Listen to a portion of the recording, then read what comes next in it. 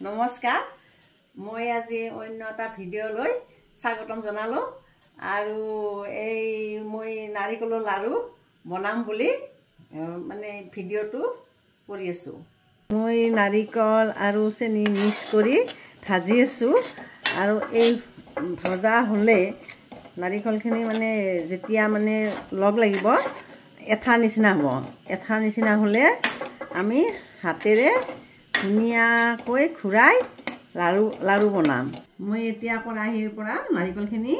এই নমাই লৈছোঁ লৈ এতিয়া মই হাতেৰে গোল কৰি আছোঁ আৰু এই মানে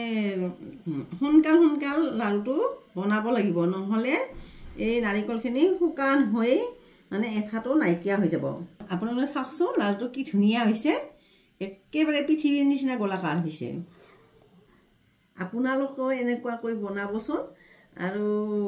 আজিলৈ আৰু আহিছোঁ ধন্যবাদ।